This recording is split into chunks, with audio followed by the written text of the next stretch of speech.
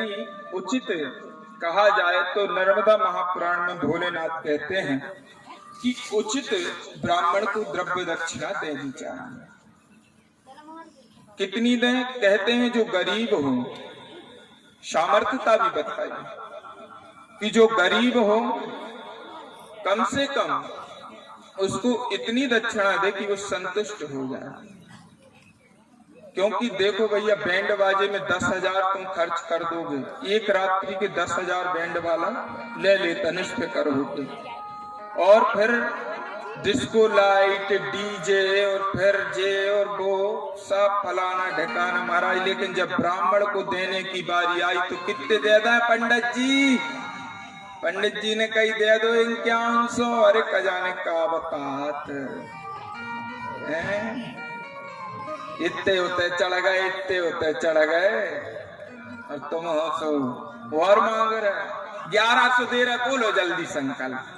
पंडित जी ने कही भैया रहने दो, कम से कम इतना तो दो, आधे ही दे दो, 2500 कर दो भैया, देख लें बाद में। अबे तो कथा भी तुम्हें पढ़ने हैं, कथा भी तुम्हें पढ़ो मालक जी। इतने में खवास आओ पीछे से, जितने होते सो इतने छावर करो। समस्या बड़ी पड़ती है। तो कहा कि जो गरीब है तो वो गरीब अपने हिसाब से दक्षिणा दें। लेकिन एक बात ध्यान रखना कि ब्राह्मण यदि शादी विवाह पढ़ करके संतुष्ट हो जाए तो उसका दाम्पत्य जीवन हमेशा सुख शांतिमय व्यतीत होगा। यदि तुमने वहां ब्राह्मण की दक्षिणा में कटौती कर दी तो कहते हैं कलहपूर्ण वातावरण आपका बन जाता है। और ये आप लोगों ने देखा भी होगा कि हर चीज में तो भरपूर खर्च है, लेकिन ब्राह्मण के लिए कुछ भी नहीं। तो ब्राह्मण को जरूर संतुष्ट करे। बाद में डीजे डिस्को तो बाद में बात की बात। इनको कम कर लो, एक बाजे वाला कम आ जाएगा, चलो भैया चलेगा। एक लाइट कर लो भाई कम, उतने में तो निपट ही जाएगा। कम से कम इतनी मेहनत का तो उस ब्राह्मण को दो कि बेचारा जो 7 जन्मों का बंधन तुमको बांध रहा है, उसको कम से कम इतना तो मिले कि वो भी अपनी जीविका चला सके। उसकी कोई खेती बाड़ी अलग से थोड़ी है, उसकी तो यही खेती बाड़ी है कि भाई धर्म करे और धन कमाए। अब बेचारा यदि धर्म को छोड़ता है तो जाता है, और धन को कमाता है तो जाता है। ऐसी घटनाएं कई जगह घट चुकी हैं। तो इसीलिए भैया पात्र वाले ब्राह्मण को दान दें।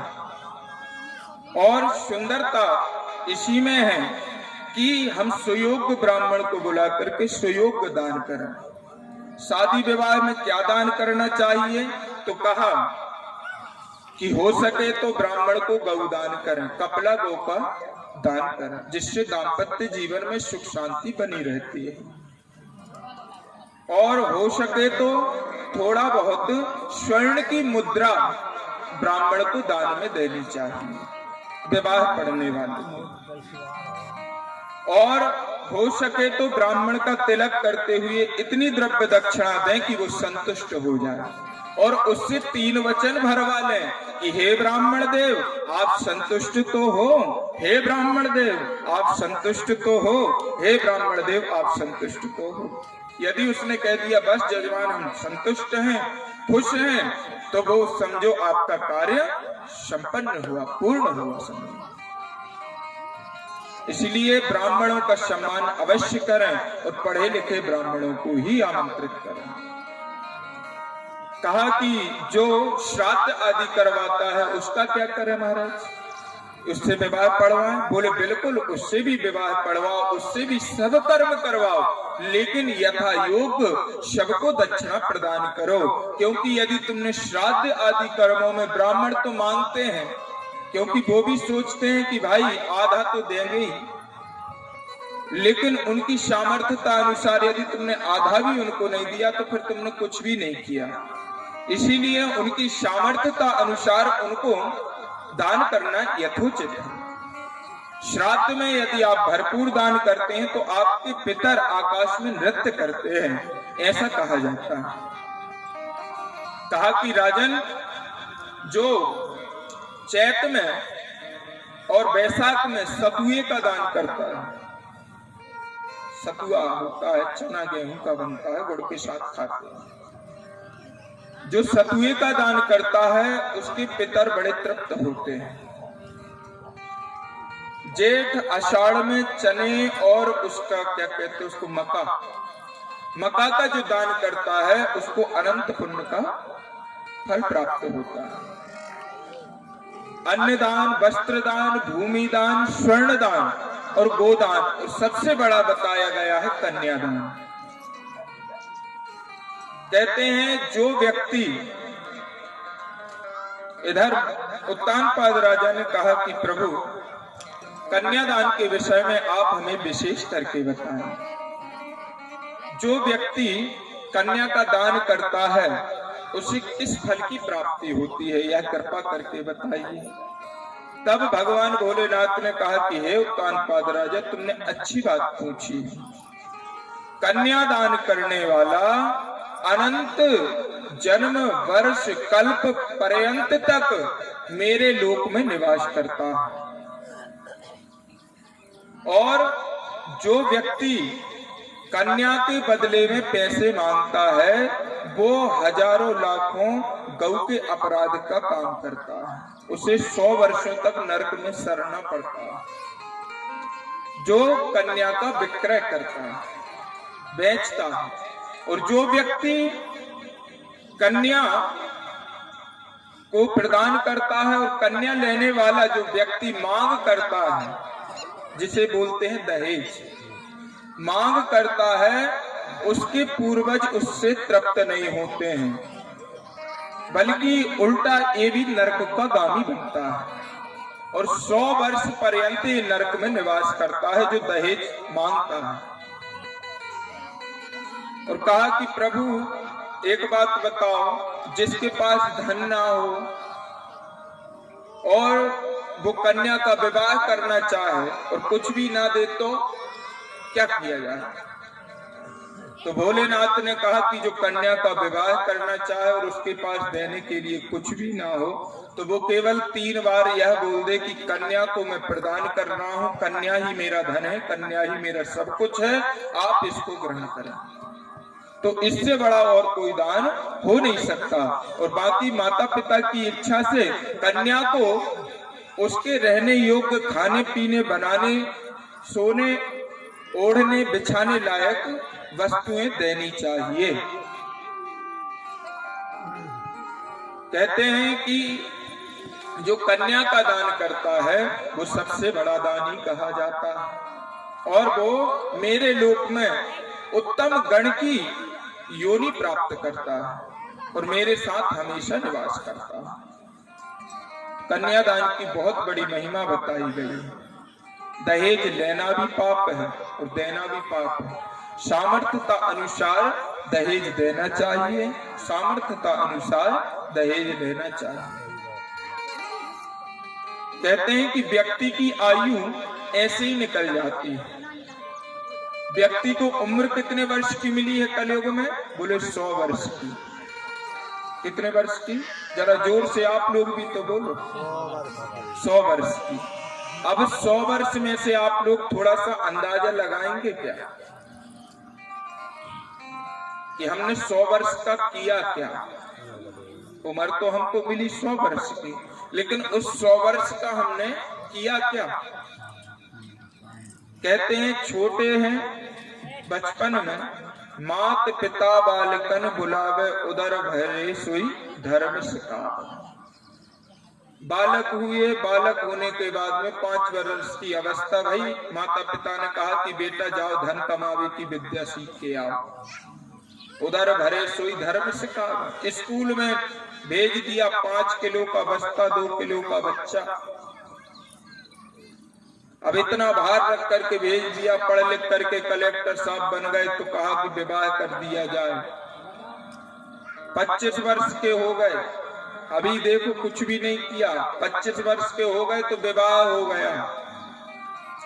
विवाह हुआ तो ससुरारी प्यारी भई जब ते रिपुरूप कुटुंब भय तब ते जैसे ही ससुराल प्यारी लगने लगी तो घर के लोग कैसे लगने लगे, शत्रुओं जैसे। रिपु रूप कुटुंब भये तरते। अब भैया नाती पोता हो गए, उसमें मन रम गया, भगवान का चिंतन ही नहीं। हो गए 50 वर्ष में भी अब धन कमाना, बालक बड़े हो रहे हैं, उनके लिए कमा के ले आओ, विवाह करना है, फिर उनका लो भैया। भगवान ने सोचा था कि मैं भेज रहा हूं इसको कि ये जाएगा और भजन करेगा। ये भजन तो छोड़ो, भोजन में लगा हुआ कि इनका भरण पोषण कैसे हो, परिवार का, घर का। अब महाराज 75 के हो गए, 51 लगता है तो उम्र भी कहने लगती 51, मतलब बन, घर में मत रुको, बन निकलो बन की ओर। लेकिन महाराज व्यक्ति इतना जिद्दी होता है कि वो तो फिर भी लगा रहता है। अंत में कहते हैं बिल्कुल भजन पूजन नहीं कर पाता और अपने निकल लेता है। आया है सो जाएगा राजा रंग फकीर, कोई सिंहासन चढ़ चला, कोई बंधा जंजीर। हर कोई यहां से जाएगा। इसीलिए कहते हैं साधु संत महात्मा कि भैया जितना जीवन दिया है परमात्मा ने, उतना कम से कम सत्संग में तो लगाओ। सत्संग में बैठो, उठो, भगवान का नाम उच्चारण करो, क्योंकि भगवान ही तुम्हें मोक्ष के मार्ग पर ले जाएंगे। अरे मान मेरा कहना, नहीं तो पछताएगा, माटी का खिलौना माटी में मिल जाएगा। मान मेरा कहना, नहीं तो पछताएगा, माटी का खिलौना माटी में मिल जाएगा। मान मेरा कहना, नहीं तो पछताएगा, माटी का खिलौना माटी में मिल जाएगा। मान मेरा कहना,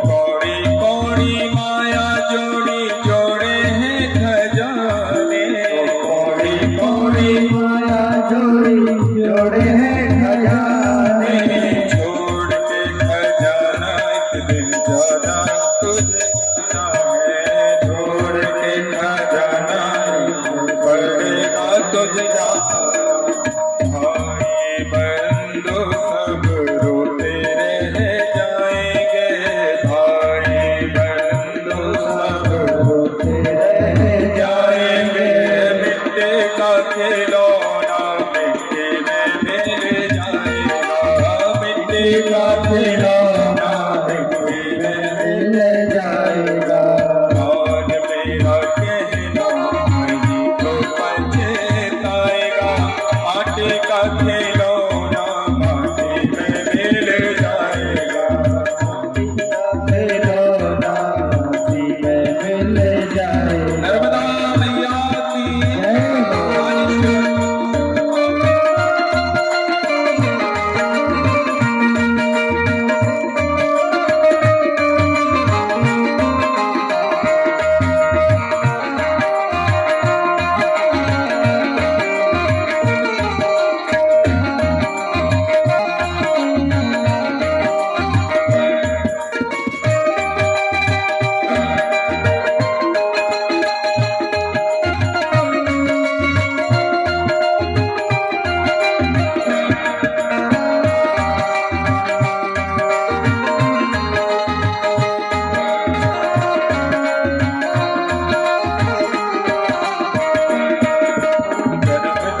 भगवान ने उसका तो ध्यान कर, जन्म दिया भगवान ने उसका तो ध्यान कर।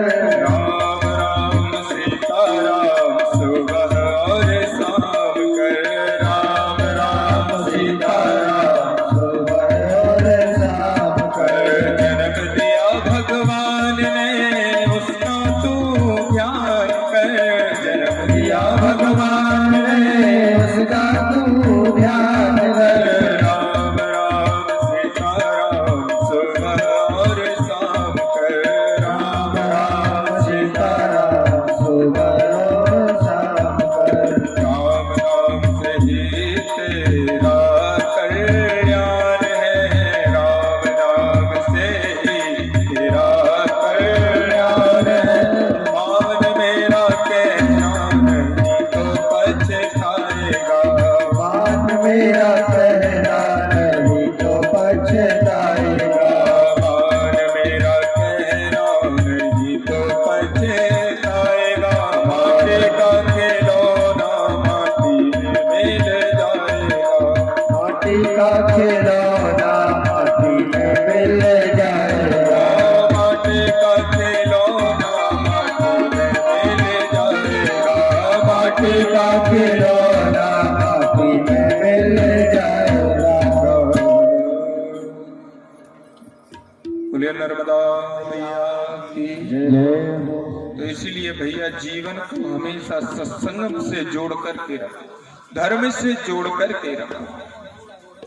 आयु को यूं ही व्यतीत मत करो, सत्संग करो तो अच्छे का करो और धर्म में लगो। यही सबसे बड़ा उत्तम कार्य जीवन का है। और जो भी भगवान के प्रति स्नेह हो, प्रेम हो, उसको भगवान को समर्पण करो। क्योंकि कहते हैं कि हमारी एक भी सांस बिना भगवान के नाम की ना निकले। कि सांस सांस पे कृष्ण भज, वृथा सांस जनिको। ना जाने या श्वास की आवन हो न हो।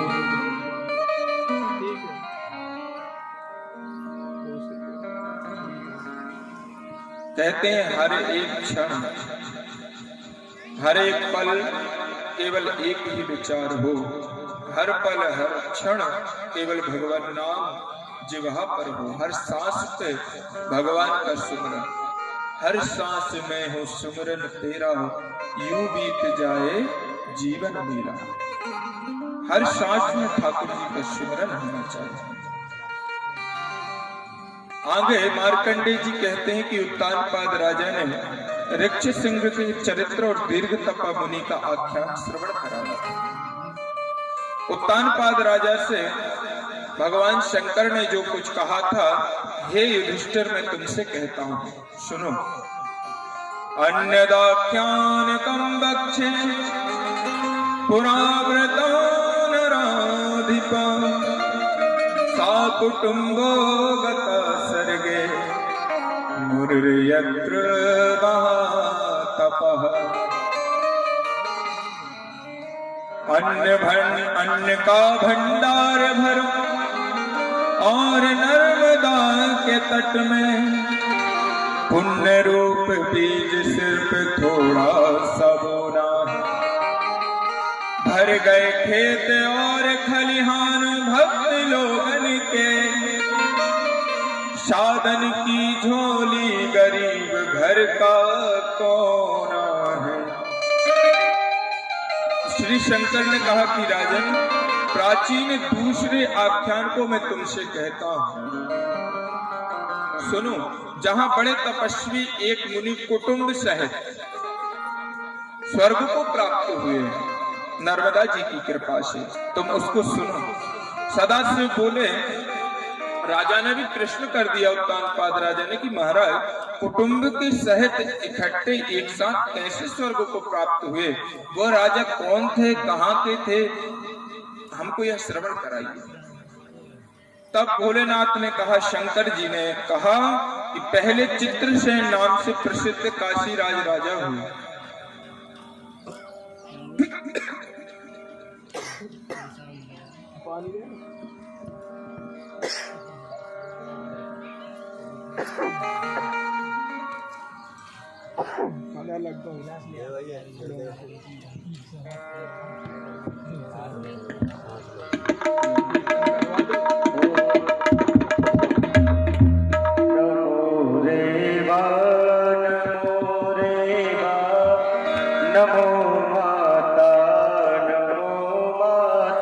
सभी लोग गाएं।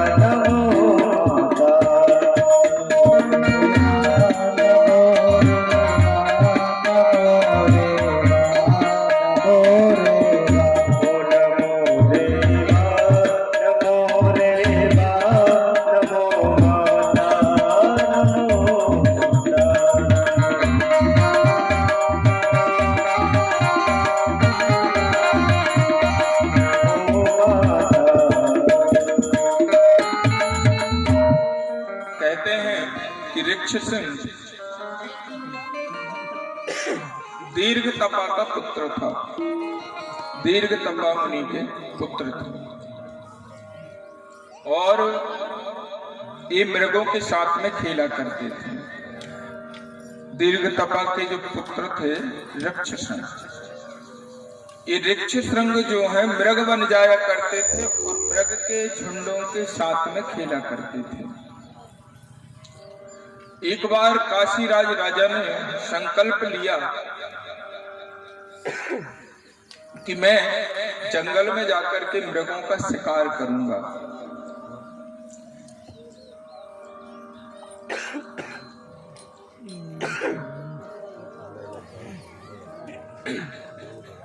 उनको फंदा लग गया।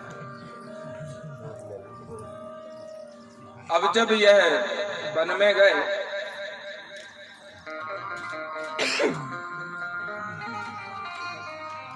वन में जाकर के इन्होंने संकल्प किया कि मैं मृगों का शिकार करूंगा। यहाँ दीर्घ तपा मुनि के जो पुत्र थे ऋक्षशृंग वन में मृगों के झुंड में बैठे हुए थे। इन्होंने जाकर के, बनारस के राजा है चित्रसेन, और जाकर के खूब दूर तक से देखा तो इन्होंने क्या देखा कि अंधियारा छाया हुआ, धुंधला धुंधला सब कुछ दिखाई दे रहा है, कुछ भी यहाँ से ठीक ठीक समझ में नहीं आ रहा है। तो वन में बहुत से सैनिकों को साथ में लेकर के ये पधारे और सैनिक भी इनके साथ में गए। अंत में यह सैनिकों से बिछड़ गए और जब यह सैनिकों से बिछड़े तो इन्होंने आगे जाकर के एक बहुत गहन गुफा में प्रवेश किया।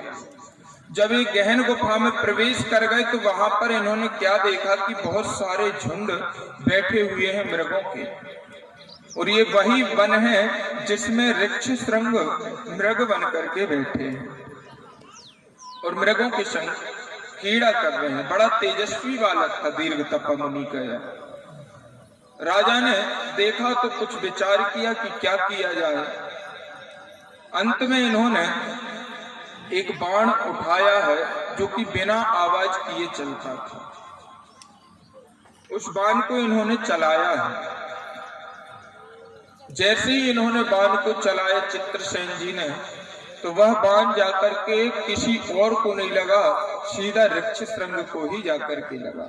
ऋक्षशृंग मृग की योनि में थे, स्वरूप बनाए हुए थे, तो बोल पड़े कि अरे न जाने किसका इतना पाप बढ़ गया है जो मुझे मार डाला है।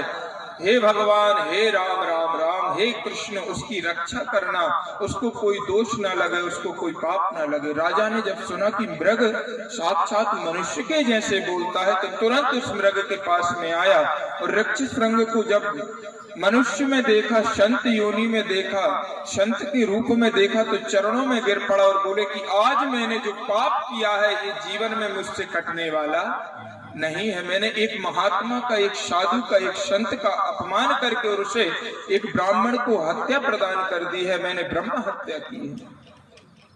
मुझसे बहुत बड़ा पाप हो गया। मैं क्या करूं, कहां जाऊं? क्व तिष्ठामि क्व गच्छामि, क्यों को मैं मति विपोहति, कौन मुझे समझाए?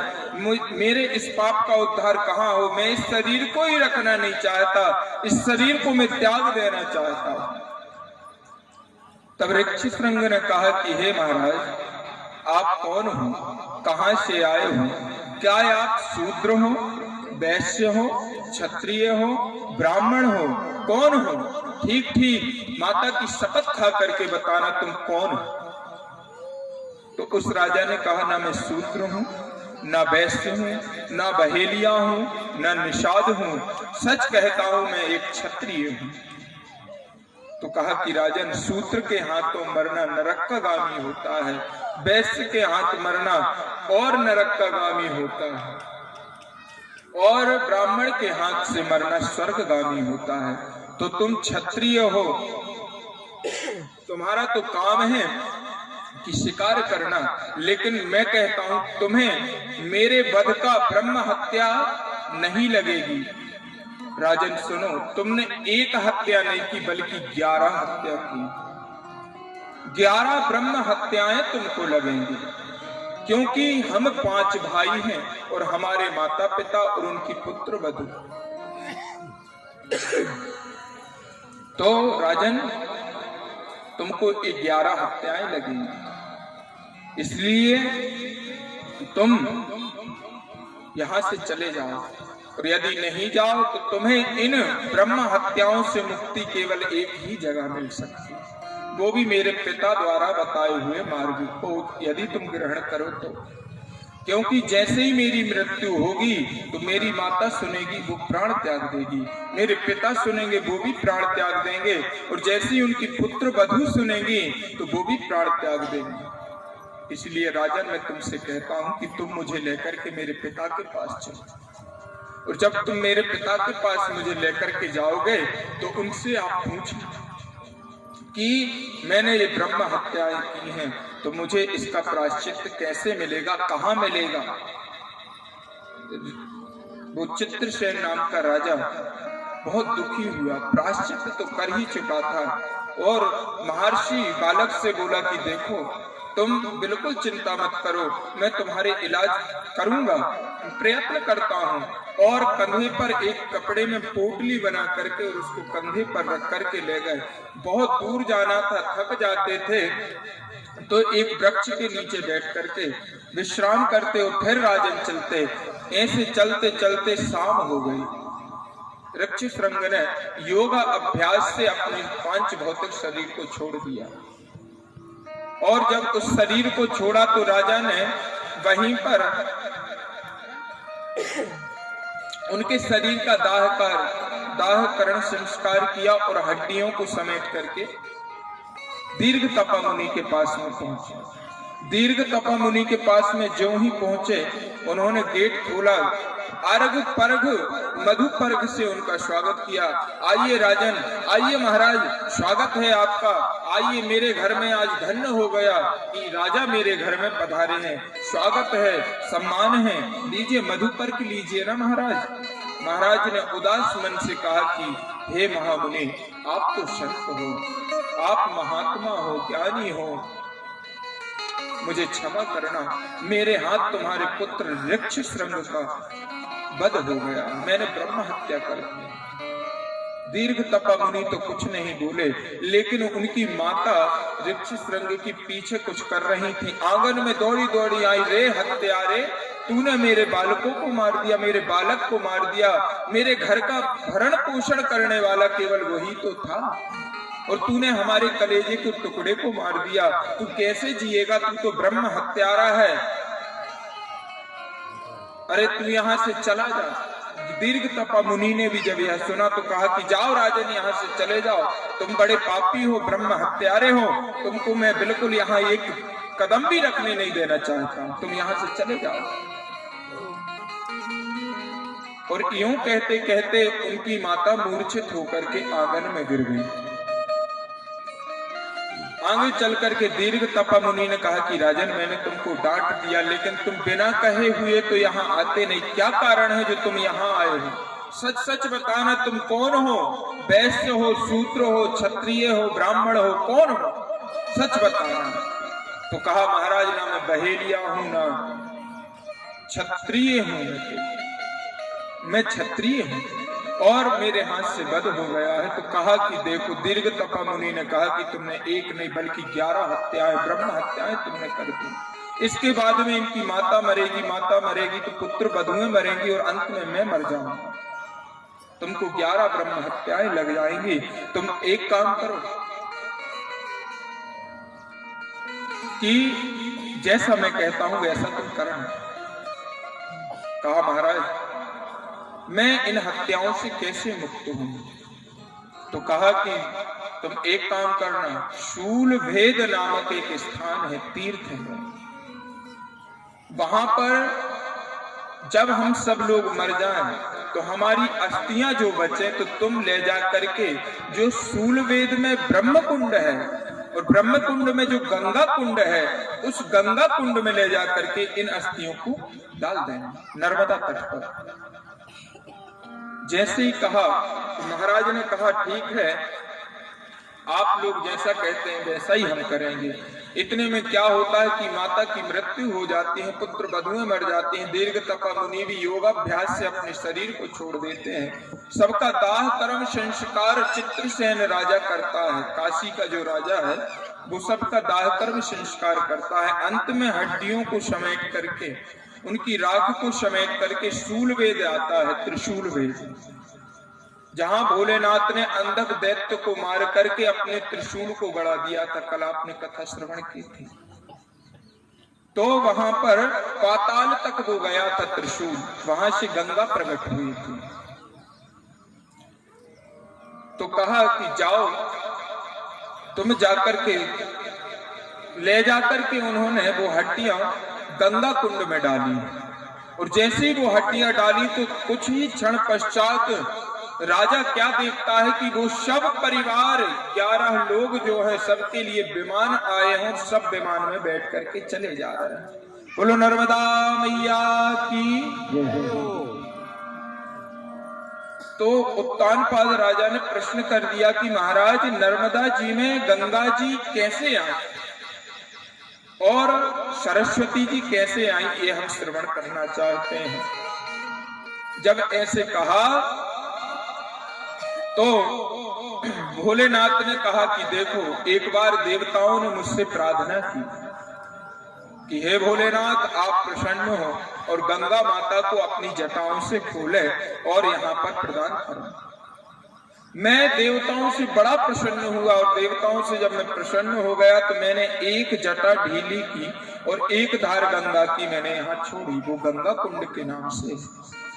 भोलेनाथ कहते हैं कि जो व्यक्ति यहाँ पर आकर के अपने जीवन को त्यागता है उसके लिए भगवान का विमान आता है। त्रिशूल वेद की बड़ी महिमा है। दीर्घ तपा मुनि के शहद उनका सब परिवार एक साथ स्वर्ग को प्राप्त हो गया। यह बड़ी विचित्र बात है, लेकिन ब्रह्मा जी से संबंध रखने वाली सरस्वती कैसे आई? तो कहा एक बार ब्रह्मा जी तप कर रहे थे, उनसे उत्पन्न हुई एक पुत्री जिसका नाम है सरस्वती। वो आकर के यहाँ पर एक कुंड के रूप में परिणत हो गई। तो कहा कि यहाँ 3 कुंड हैं, लेकिन गंगा कुंड दिखाई नहीं देता। वो शिलाओं के बीचों बीच है, देवशिला है, देवशिलाओं के बीचों बीच वो कुंड है, गंगा कुंड। यहाँ पर त्रिवेणी संगम भी कहा जाता है। जो त्रिवेणी संगम इलाहाबाद में होता है, जो लोग जाते हैं और जाकर के उसमें स्नान करते हैं, जो पुण्य फल गया आदि तीर्थों में प्राप्त होता है, नैमिषारण्य आदि तीर्थों में प्राप्त होता है, जो अर्ध कुंभ पूर्ण कुंभ में प्राप्त होता है, वह फल केवल त्रिशूल वेद के आचमन जल कर लेने से प्राप्त हो जाता है। इतनी बड़ी महिमा है। कहा जो मनुष्य इस कुंड में स्नान करता है उसे सारे तीर्थों का पुण्य फल प्राप्त हो जाता है। इतनी महिमा है त्रिशूल वेद की। बोलो नर्मदा मैया की, शंकर भगवान की।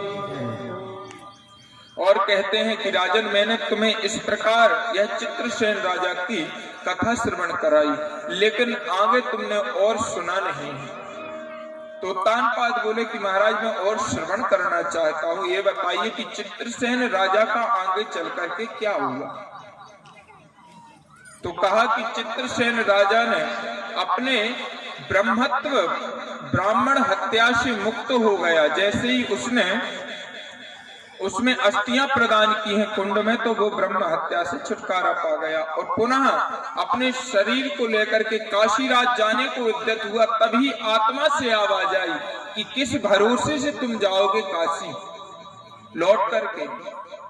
तो कहा कि यहीं दीर्घ तपा मुनि के पास रुक जाऊं। तो फिर कहा कि नहीं, फिर उसी चोटी पर चढ़ करके, त्रिकूट की चोटी पर, त्रिशूल वेद में एक चोटी है त्रिकूट चोटी, उस पर चढ़ करके जैसे ही वो कूदने को हुए, उस कुंड में गिरने ही वाले थे, मध्य में ही अप्सराएं आ गई, गंधर्व नाचने लगे, कूदने लगे और कहने लगे धन्य है राजा, तुम्हारी तो मुक्ति हो गई। और विमान में बैठ करके भगवान के गोलोक धाम को चले गए। इस प्रकार चित्रसेन राजा का मोक्ष हुआ। आगे चल करके काशी राज के मोक्ष का वर्णन इस प्रकार हमने तुमको श्रवण कराया है। कहते हैं कि आगे चल करके एक राजा और हुए हैं जिनका नाम वीरसेन, चेदी नरेश वीरसेन है। इन्होंने खूब तपस्या की। इनकी एक पुत्री है भानुमति। भानुमति का विवाह इन्होंने कर दिया कम उम्र में, तो वह पुत्री विधवा हो गई। जब वह पुत्री विधवा हो गई, इस 100 यज्ञों में बैठे हुए थे, जो 100 वर्ष तक चलता है यज्ञ, उस यज्ञ में बैठे हुए थे। इन्होंने फिर एक और यज्ञ किया जो 12 वर्षों तक चलता है। ऐसे यज्ञ में जब यह बैठे हुए थे, उसी समय इनकी पुत्री का पति नष्ट हो गया। जब इनकी पुत्री का पति नष्ट हुआ तो राजा को, चेदी नरेश को बड़ा दुख हुआ। इनकी पुत्री आई और पुत्री ने आकर के कहा कि पिताजी आप दुख मत मनाइए, आप यज्ञ को पूर्ण कीजिए। यज्ञ को जैसे ही पूर्ण हुआ जान करके राजा ने गले से पुत्री को लगाया, रोते हुए कहा कि अरे ये तो गलत हुआ, लेकिन एक बात है, तुम यहीं रुको। भानुमति ने कहा पिताजी मुझे इस बात में बिल्कुल लज्जा नहीं है कि पिता के घर बेटी रुकी है। मैं बिल्कुल लज्जा नहीं खाती हूँ। मैं तो एक मोटा सा वस्त्र लेती हूँ और केवल संन्यास ग्रहण करती हूँ। तीर्थों का सेवन करने के लिए मैं जा रही हूँ। आप मुझ पर कृपा करें। इधर भानुमति ने जब इस प्रकार से पिता से कहा तो पिता ने हजारों लाखों सैनिकों के साथ में अपनी पुत्री को भेज दिया। अस्त्र शस्त्र से सुसज्जित वह आगे पहुंची। कहते हैं सभी तीर्थों का सेवन करते हुए, अनेकों अनेक दान करते हुए वो अंत में शूलवेद पहुंची। त्रिशूल वेद में उन्होंने बहुत दान पुण्य किए और दान पुण्य करने के बाद में वहीं ठहर गए। जब ऋषि मुनियों से पता चला कि ये बताइए ब्राह्मण देवता की इस त्रिशूल वेद की क्या महिमा है, तो कहा कि यहाँ 3 कुंड है, ब्रह्म कुंड, रुद्र कुंड और गंगा का कुंड, और यहाँ जो रहता है उसकी मुक्ति हो जाती है।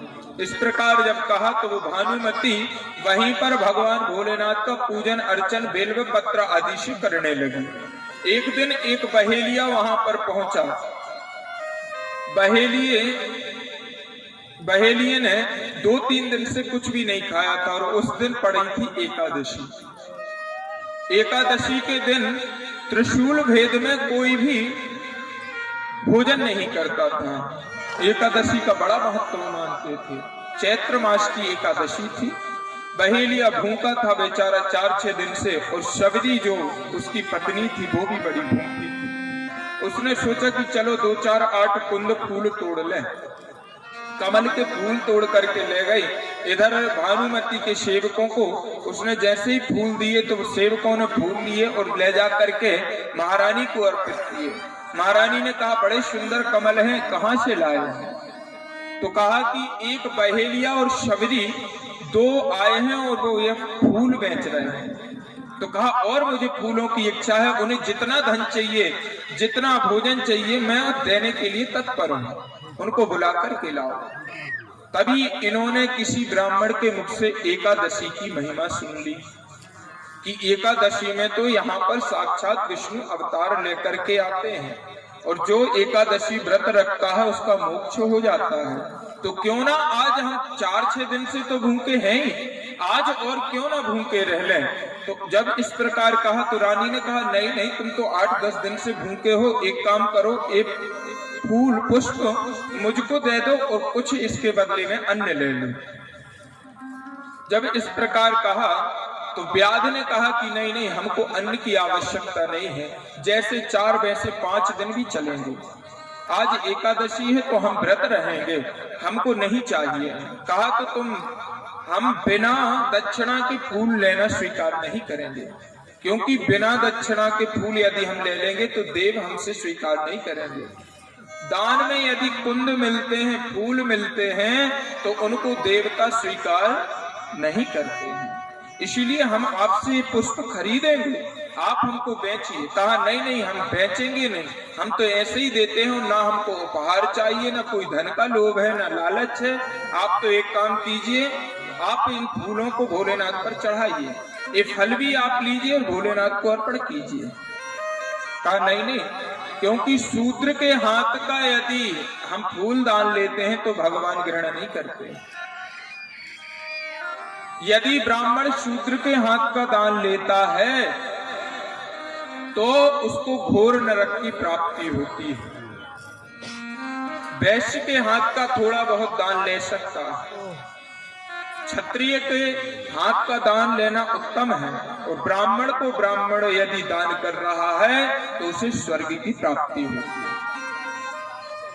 इसीलिए आप हमसे बहेलिए हो आप, और हम भानुमति क्षत्रिय हैं, क्षत्रिय पुत्री हैं, क्षत्रिय पत्नी हैं, इसीलिए आप धन लीजिए और धन ले करके हमको कुंद और पुष्प दीजिए।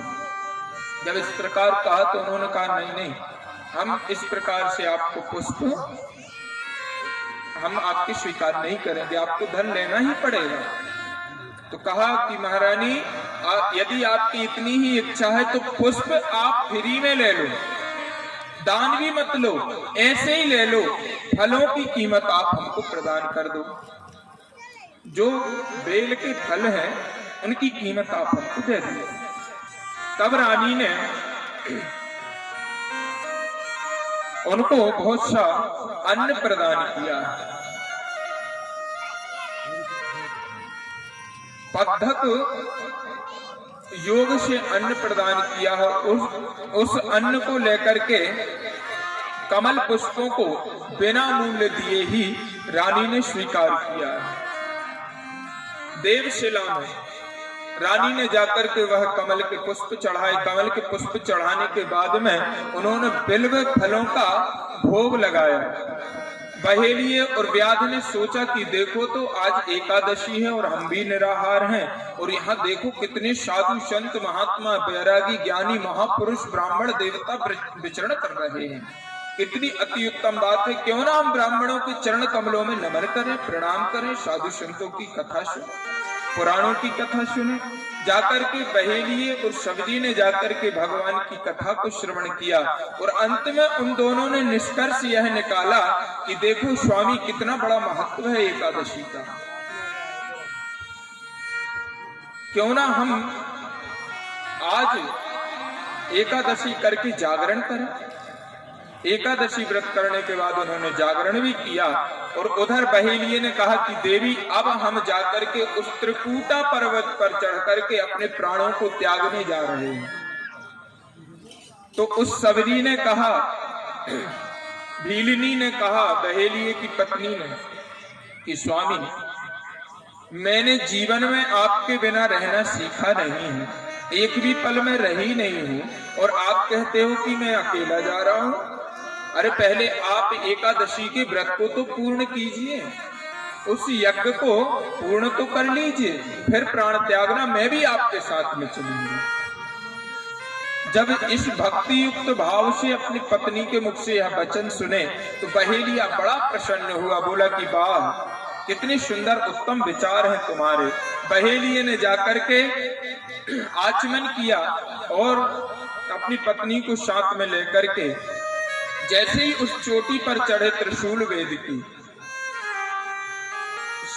की चोटी पर चढ़े और कूदने को उद्यत हुए, तो उसकी पत्नी ने उसका हाथ पकड़ा और एक कपड़े से पूरे दोनों के शरीर को बांध लिया और कुंड में जाकर के गिर पड़े, गंगा कुंड में गिरे हैं। इधर भानुमति को पता चला, भानुमति फूल पुष्प और फल लेकर के गई, और जैसे ही प्रदान करना चाहती थी तो बहेलिये और शबरी को देखा। जब बहेलिया और शबरी को देखा तो कहा कि अरे तुम लोग इधर क्या कर रहे हो, निकल आओ, मृत्यु को प्राप्त मत हो। तो उन्होंने कहा नहीं नहीं, इतना सुंदर अवसर हमको कहाँ प्राप्त होगा, क्योंकि हमने कल एक दृश्य यहाँ पर देखा था। अरे क्या दृश्य देख लिया तुमने इधर? तब बहेलिये ने बताया कि एक मांस भक्षी पक्षी आकाश से उड़ता हुआ जा रहा था, सांप को लिए हुए था, उसका अन्यत्र मांस पक्षी भक्षण करने वाले पक्षी उसका पीछा कर रहे थे। तो हमने देखा कि वो सांप को लिए हुए पक्षी के पीछे जैसे ही उसने चोंच का प्रहार किया, और जैसे ही चोंच का प्रहार उस पर पड़ा तो वो सांप इस कुंड में गिर गया। और जब वो इस कुंड में गिरा तो उसके लिए हमने हमारे देखते देखते ये घटना घटी। कौन सी घटना? बोले हमारे देखते देखते वो सांप मनुष्य योनि होकर के अपना पूरा संपूर्ण शरीर त्याग करके मनुष्य योनि होकर के मुकुट कंकण आदि रख करके विमान में बैठ करके सीधा भगवान के धाम को गया। इसीलिए हम भी अपने प्राणों को त्याग देंगे और सीधे भगवान के धाम को जाएंगे, क्योंकि नर्मदा जी में एक आचमन करने का महत्व है। जब इस प्रकार से कहा तो बहेलिया अति प्रसन्न होकर के और कहने लगा कि देवी हमको आप रोको मत, हमको तो भगवत प्राप्ति के लिए तुम जाने दो। बहेलिये की बात को भानुमति जी ने सुना तो कहा कि ठीक है जाओ, और भानुमति के देखते देखते तुरंत विमान आए हैं, वहां से भगवान के द्वार से विमान आए। भोलेनाथ कहते हैं कि उत्तानपाद राजा जब वो विमान आए हैं तो उन विमान में दोनों दंपति बैठ करके भगवान के लोक को सिधारे हैं। बोलो शंकर भगवान की। आगे भी जगह है भैया, आप लोग सभी लोग आगे आगे आ जाओ सर। वहां नीचे बैठ रहे हैं लोग, शायद माताएं आगे आ जाओ भैया बहन, जो भी है आगे पर्याप्त जगह है।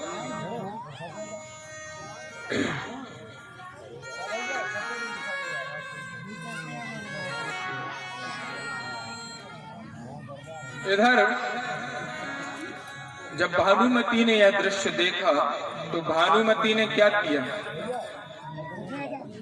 अपने सैनिकों से कहा कि तुम लोग जाओ और जाकर के हमारे पिता से कहना कि तुम्हारी पुत्री अब वापस नहीं आएगी।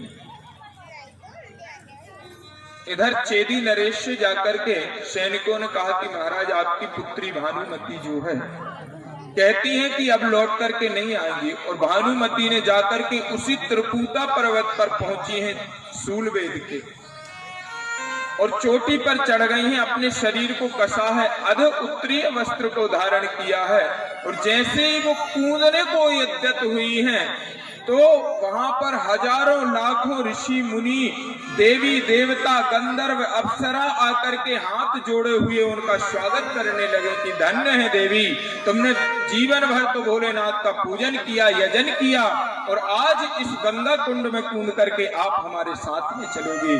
धन्य हो देवी, धन्य हो। माता से आप लोग भी यही प्रार्थना कीजिए कि हे भगवती, हमारी भी नाव आपके ही सहारे है, ये जो जीवन की नैया है, हे भगवती आप चाहे इसे पार लगा दो चाहे डुबा दो, हम तो आपकी शरण में बैठे हैं, जैसा आपको करना हो सो आपके ही हवाले। हे भगवती ओ मैंने तुमरे भरोसे रे माई, भंवर में नैया डार दई, मैंने तुमरे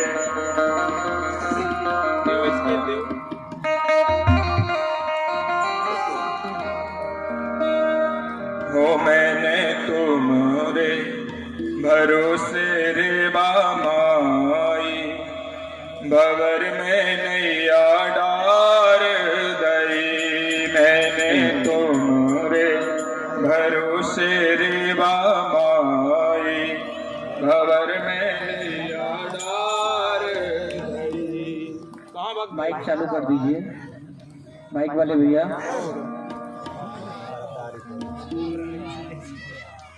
अरे जल्दी आ जाओ यार, उठा ले